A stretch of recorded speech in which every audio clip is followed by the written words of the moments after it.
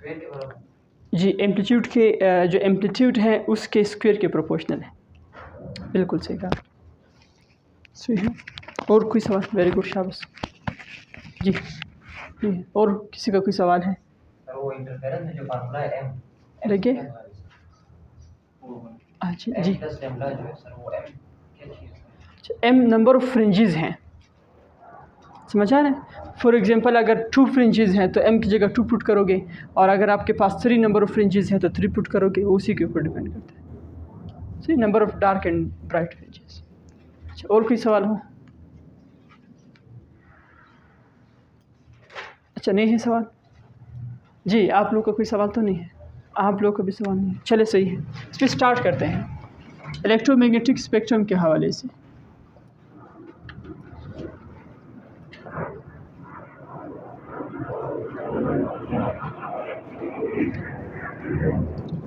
Electromagnetic spectrum एक बहुत important topic है।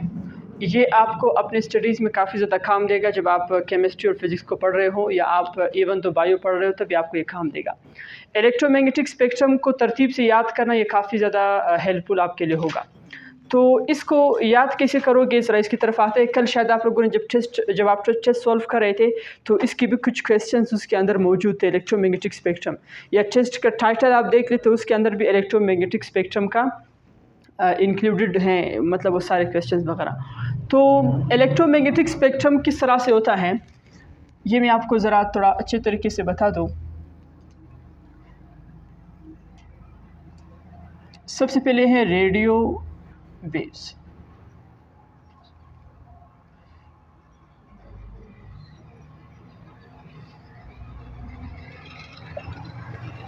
सही, फिर है माइक्रोवेव्स। सही, ये वो एक तरतीब बता रहा हूँ कि किस तरतीब से आपने याद करना है। और फिर है कौन से वेव्स? इंफ्रारेड, जिसे क्या कहते हैं? IR, नाम सुना है? IR, infrared. क्लियर? फिर यहाँ पे, वेरी गुड, यहाँ पे आ जाता है बच्चों विजिबल रीजन। ये आपके पास हुआ विजिबल रेज। अच्छा, सही। अब वापस इस तरफ आते हैं। बिल्कुल सही कह रहे हो बच्चे, शाबाश। ये आपके पास UV, लिखो UV, बस आपको समझ आ गया कि अल्ट्रा वायलेट की बात हो रही है। और फिर उसके बाद वेरी गुड एक्स रेज। सही, और सही जा रहे हैं ना हम लोग। और फिर उसके बाद जो है गेमा रेज।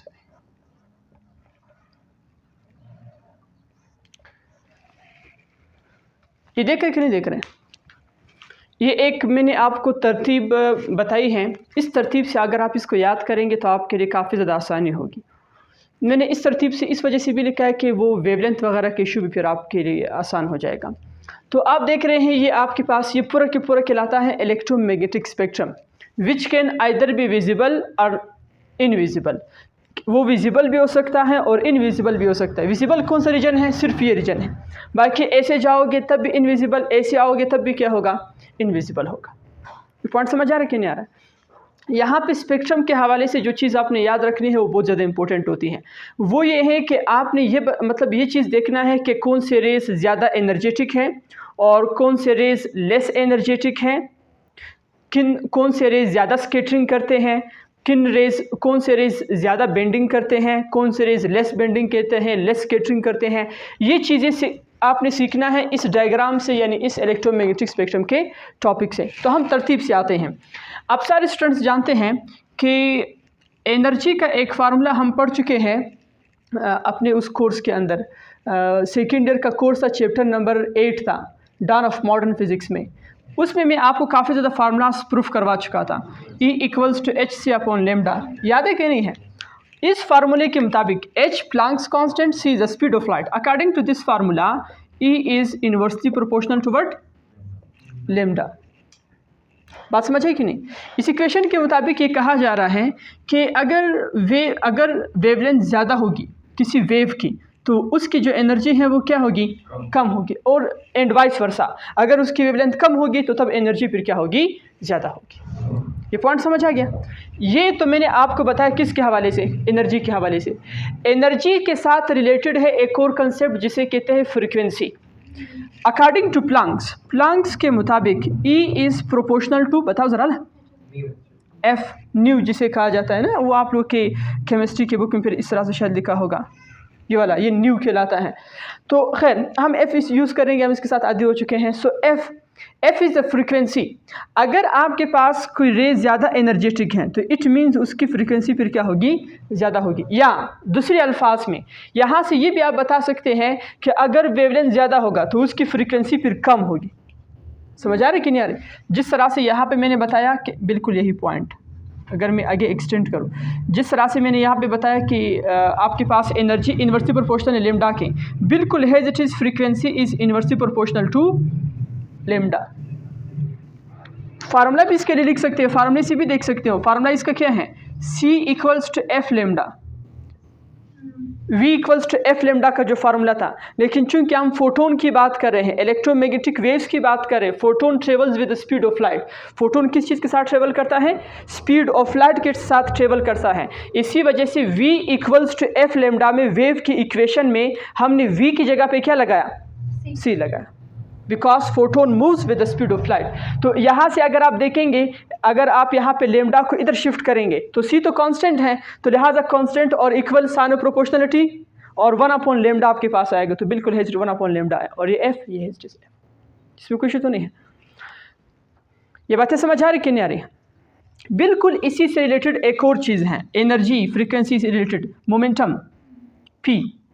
अच्छा ये तो समझ लोगे ना कि P स्टैंड्स फॉर मोमेंटम, या नहीं समझोगे? अच्छा चले सही। तो बताए ज़रा मोमेंटम के साथ इसका क्या रिलेशन होगा? चले फार्मूला बताएं मोमेंटम का। हाँ मैं तो डिराइव करवा चुका ये formula. That is the very very very good, well done, शाबाश। H ओवर लेमडा, शाबाश। समझ आ रहे कि नहीं आ रहे? H अपॉन लेमडा आपके पास किसका फार्मूला है? मोमेंटम का आपके पास फार्मूला है। इस फार्मूले के मुताबिक H is the Planck's constant which is constant, so it also stands P is inversely proportional to lambda. या मतलब ज़रूरी नहीं कि फार्मूला ही हो, आप डायरेक्ट भी देख सकते हैं। एनर्जी, फ्रीक्वेंसी, मोमेंटम तीनों एक साथ रिलेटेड है। समझ आ रही कि नहीं आ रही? फार्मूला मैं इस वजह से लिखवा रहा हूँ कि ताकि आपकी याद नहीं होती जाए। सो खैर बार के अगर वेवलेंथ ज़्यादा होगा फिर वही बात हुई, मोमेंटम क्या होगा? कम। इसमें कोई सवाल तो नहीं है। ये चीज़ आपने याद रखनी है, बहुत इंपॉर्टेंट है। अब इस स्पेक्ट्रम को अगर हम देखते हैं तो इसमें जो इम्पोर्टेंट पॉइंट हैं वो अगर मैं आपको बता दूं कि एनर्जी किस तरह से इंक्रीज़ होती है, कहाँ पे डिक्रीज़ होती है, वेवलेंथ किधर से इंक्रीज़ होता है, किधर से डिक्रीज़ होता है। अच्छा विजिबल के बारे में आप लोग जानते हैं, विप ग्योर के हवाले से, सही। वायलेट से लेके कहाँ तक? रेड तक। वायलेट की वेवलेंथ कम है, जिसे हम लोग क्या नाम देते हैं?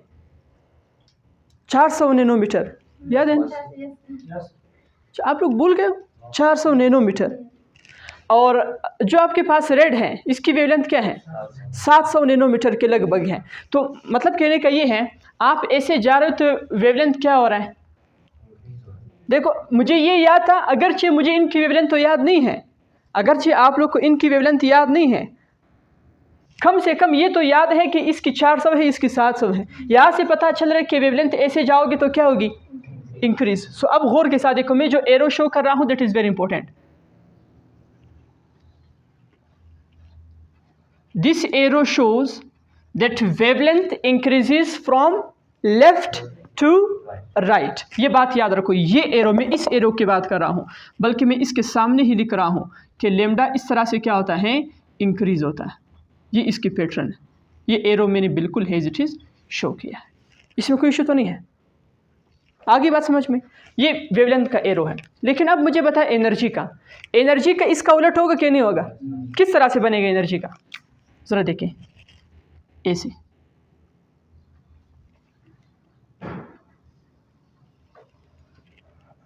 क्या मतलब इस चीज़ का? एनर्जी कम हो। कम नहीं नालायक, ऐसे जाओगे एनर्जी इंक्रीज होगी। क्यों? क्योंकि वेवलेंथ क्या हो रहा है? ओ भाई, जब ऐसे आ रहे हो तो वेवलेंथ डिक्रीज हो रही है, और जब ऐसे आ रहे हो तो एनर्जी क्या हो रही है? इंक्रीज हो रही है। वेवलेंथ इंक्रीज हो रहा है, इंक्रीज हो रहा है। अगर एनर्जी को इस तरह करते हैं, एनर्जी मैं क्या कह रहा हूँ, आप लोग क्या कह रहे हो? मैं कह रहा हूँ नालायक को, एनर्जी ऐसे जाओगी तो इंक्रीज हो रही है। हाँ, तो आप लोग क्या इशू इसमें?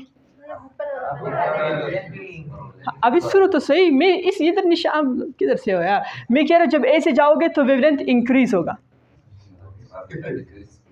अच्छा, चलिए आप लोग कहा, ये तो देखिए अभी वीडियो प्रूफ मौजूद है, तो इस चीज़ पे जो है वो हम कुछ भी नहीं कह सकते हैं। क्लियर? खबर अनुसड़ा वाली। तो अच्छा देखिए, तो मैं ये कह रहा था कि जब ऐसे आओगे तो वेवलेंथ क्या होगी? इंक्रीज।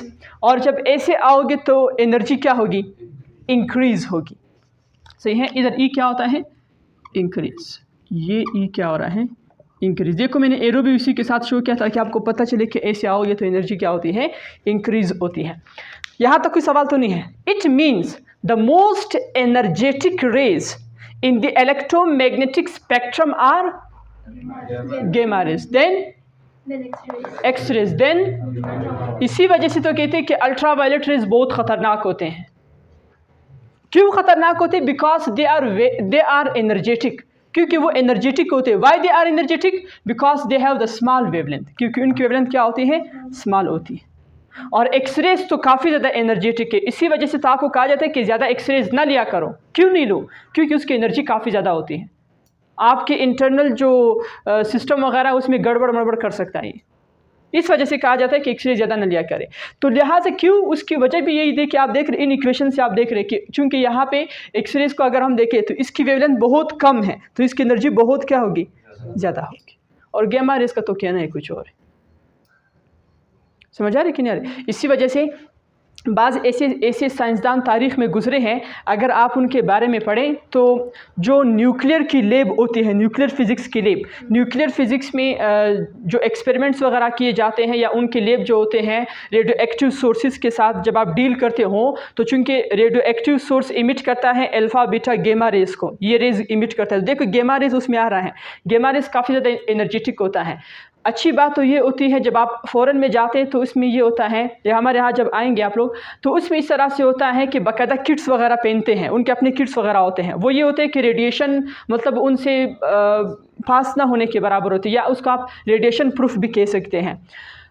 लेकिन ये अगर कोई शख्स वो जैकेट वगैरह ना पहने या उसकी जो किट्स वगैरह उनको न पहने तो वो बहुत ऐसे साइंसदान गुजर भी चुके हैं कि उनकी डेथ इन्हीं चीज़ों की वजह से हो चुकी है।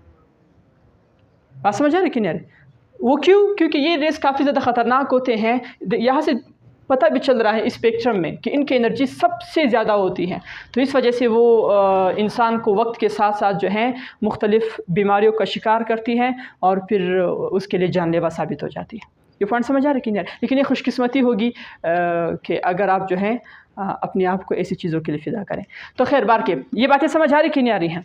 तो ये आपके पास क्या है, इलेक्ट्रोमैग्नेटिक स्पेक्ट्रम के हवाले से चंद बातें हैं। अब एक जो बहुत इंपॉर्टेंट पॉइंट है, अगर किसी को सवाल है तो मुझसे पूछ लें, वरना मैं थोड़ा सा आगे जाऊँगा। रेडियो वेव्स भी होते हैं, टीवी रेज भी होते हैं, लेकिन वो ख़तरनाक कितने नहीं होते। क्यों? क्योंकि उनकी वेवलेंथ जो है वो काफ़ी ज़्यादा होती है। यहाँ से आप देख भी रहे हैं वेवलेंथ काफ़ी ज़्यादा होती है, लिहाजा उनकी एनर्जी बहुत ही कम होगी। समझ आ रही कि नहीं आ रही? इस वजह से उनकी हम चुट में भी नहीं होते, जिसको हम लोग कहते हैं। अच्छा चले, सही है, सही। मेन पॉइंट की तरफ आते हैं। मेन पॉइंट हमारे पास ये है कि आपने जो चीज़ याद रखना है कि जिस तरह से मैं एक सवाल आपसे मतलब पूछ रहा हूँ कि why the colour of sky is blue, कि स्काई का जो कलर है वो ब्लू क्यों है? जी बहुत दूर है अच्छा गैसेस की वजह। चले, सही है। उसके अप्रोप्रिएट रीज़न भी आपको यहाँ से मिलेगी। एक चीज़ आपने याद रखनी है, काफ़ी ज़्यादा इंपॉर्टेंट है, ये आपको अपने सब्जेक्ट्स में काफ़ी ज़्यादा काम देगी, आगे भी काम देगी। लाजमी नहीं कि सिर्फ टेस्ट की तैयारी हो, आगे काफ़ी ज़्यादा काम देगी। स्कैटरिंग का नाम आप लोगों ने सुना होगा, नाम सुना है स्कैटरिंग का? Scattering is inversely proportional to lambda power 4। ये बात समझ आ रही कि नहीं आ रही? ये एक चीज़ याद रखिए, मतलब ये स्कैटरिंग का ये फार्मूला ये शो कर रहा है कि जिस लाइट की वेवलेंथ, ज़रूरी नहीं कि लाइट हो, या जिस इलेक्ट्रोमैग्नेटिक वेव की वेवलेंथ कम होगी वो ज़्यादा क्या करेगा, स्कैटर हो जाएगा। पॉइंट समझ आ रहे कि नहीं यार, वो ज़्यादा स्कैटर हो जाएगा। अब जो हमारे पास एटमॉस्फेयर है उसमें ब्लू कलर ज़्यादा स्कैटर हो जाता है। यहाँ से आप अगर लिख लें, हमारे एटमॉस्फेयर में ब्लू कलर ज़्यादा स्कैटर हो जाता है, why being having a small wavelength, क्योंकि उसकी वेवलेंथ क्या होती है, स्मॉल होती है। That is why it scatters a lot, इसी वजह से वो ज़्यादा क्या हो जाता है, स्कैटर हो जाता है। So that is why the sky seems blue. फिर इसमें ये तो आपके लेवल का नहीं जो मैं अभी इसके बाद कहूँगा, इसके लिए बाकायदा अल्फाज इस्तेमाल होते हैं, रायमान स्कैटरिंग वगैरह, तो ये उनके बाकायदा टॉपिक्स वगैरह हैं, उनकी डिटेल्स वगैरह हैं, उन चीज़ों से फिर ये आप निकाल भी सकते हैं। सही है। तो खैर बार के आपसे अगर कोई पूछे तो उसका टू द पॉइंट जवाब ये है कि स्काई इस वजह से ब्लू है because blue colour scatters the most, why having a small wavelength, क्योंकि इसकी वेवलेंथ क्या होती है, स्मॉल होती है। बस ये बात याद रखें, बाकी आप तो जानते हैं ये कलर इस वजह से है। यहाँ पे तो पता नहीं बात करेगी ब्लू, यहाँ पे से ब्लू नज़र आ रहा है, हमारे यहाँ तो ब्लू नज़र आता ही नहीं है, वो तो सारा छुपाया, सॉरी वो हो चुका है। ये पोल्यूशन वगैरह इतना ज़्यादा है कि ब्लू कलर का नाम ही नहीं है इसमें। क्लियर है। तो यहाँ पे तो बिल्कुल हम बात नहीं कर सकते, हमारे यहाँ हम बात करें तो scattering is inversely proportional to what नाले को, वेवलेंथ, इसमें कोई इशू नहीं है। अब एक बहुत इंपॉर्टेंट पॉइंट, अगर हम बात करें बेंडिंग की, स्कैटरिंग तो हो गया, कितने इंपॉर्टेंट पॉइंट मैं बता रहा हूँ, मुझे खुद भी अंदाज़ा नहीं हो रहा है। तो bending is directly proportional to नाले को वेवलेंथ। बेंडिंग प्रोपोर्शनल है किस चीज़ के, वेवलेंथ के। अगर किसी इलेक्ट्रोमैग्नेटिक वेव की वेवलेंथ ज़्यादा है तो उसकी बेंडिंग क्या होगी, ज़्यादा होगी। मैं आपसे कहूँ या आपके टेक्स्ट बुक वगैरह को अगर आप देखेंगे, for example we are given with the two colours, one is blue and one is red, which colour will bend the most, कौन सा कलर ज़्यादा बेंड होगा, क्यों, वेरी गुड, क्योंकि उसकी वेवलेंथ ज़्यादा है, इसी वजह से उसकी बेंडिंग भी क्या होगी, अक्रॉस द एज वो ज़्यादा होगी। अगर आप लोग को याद हो फर्स्ट ईयर में हमने बाकायदा एक चैप्टर पढ़ा था लाइट के हवाले से, वहाँ पे मैं आपको बताया करता था कि भाई अगर आप ये वाला सोर्स यूज़ करेंगे, फॉर एग्जांपल रेड कलर का कोई लेज़र यूज़ करेंगे, तो उस वक्त ये होगा कि वो उसकी जो स्कैटरिंग होगी, उसकी जो बेंडिंग वगैरह होगी अक्रॉस द एज, जब डायफ्रैक्शन का फिनोमेना हम चेक करते हैं, तो डायफ्रैक्शन अगर आप चेक करना चाहते हैं तो उस वक्त वो ज़्यादा बेंड होगा, बेंडिंग एंगल उसकी क्या होगी, ज़्यादा होगी। समझ आ रही कि नहीं यार। और अगर कोई दूसरा कलर यूज़ करोगे, जिस तरह से आजकल के मुख्तलिफ कलर के ग्रीन वगैरह कलर या किस तरह से कलर के लेज़र वगैरह आए हुए हैं, तो उनको अगर आप देखेंगे तो उनकी जो बेंडिंग वगैरह होगी वो क्या होगी, काफ़ी ज़्यादा कम होगी बनिस्बत किसकी, बनिस्बत रेड की। फॉर डायफ्रैक्शन एंगल उनका कम होगा। ये पॉइंट समझ आ रहे कि नहीं यार। तो ये चीज़ें याद रखें, बेंडिंग प्रोपोर्शनल है किस चीज़ के, वेवलेंथ के, और स्कैटरिंग इनवर्सली प्रोपोर्शनल है किस चीज़ के, वेवलेंथ के। इन अल्फाज में कोई सवाल है, कोई जवाब है, कोई शिकवा है, कोई जवाब शिकवा है तो पूछ सकते हैं जी। फिर इना के ना हमें ख़बर ना हुई। अच्छा चलिए अभी इस पे प्रॉब्लम सॉल्व करते हैं जल्दी। नंबर बताया प्रॉब्लम का कितना, अच्छा चले सही है, जल्दी लिखिए इसको।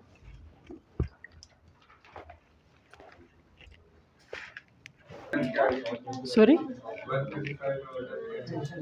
135 का ऑर्डर समझ नहीं आया, क्या कह रहे हो,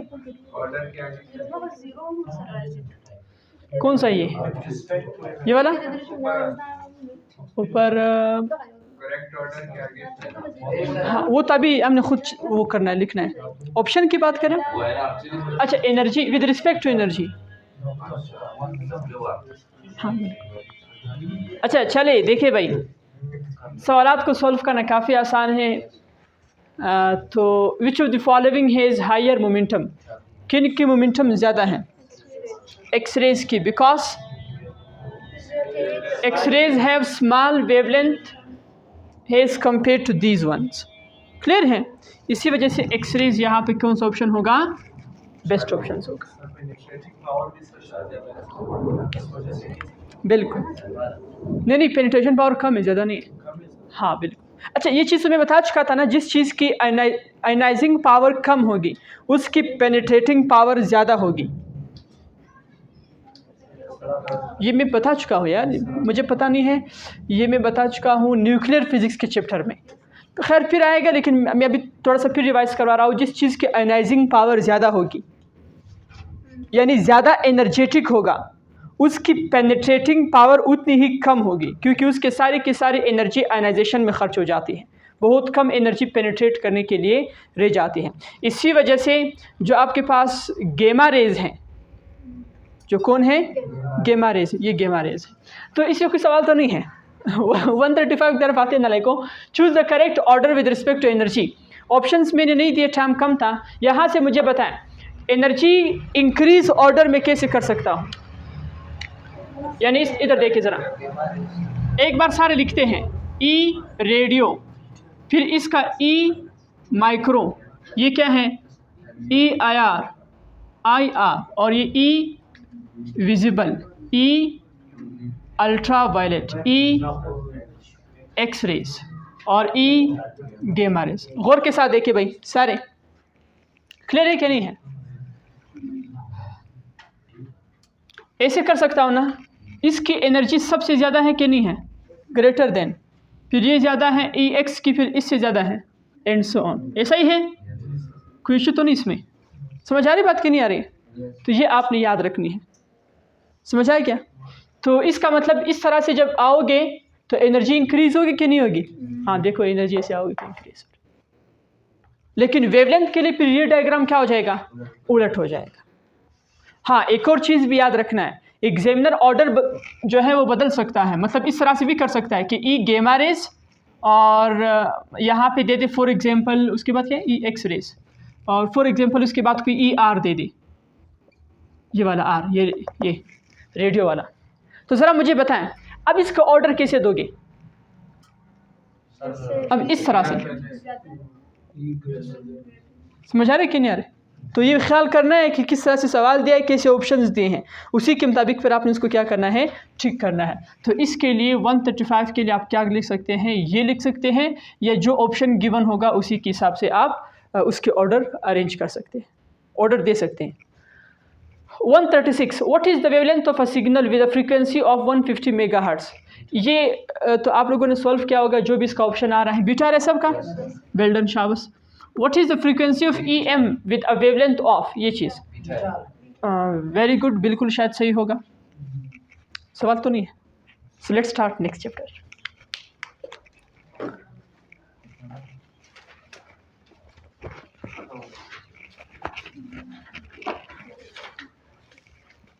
अगसियों को स्टार्ट कर।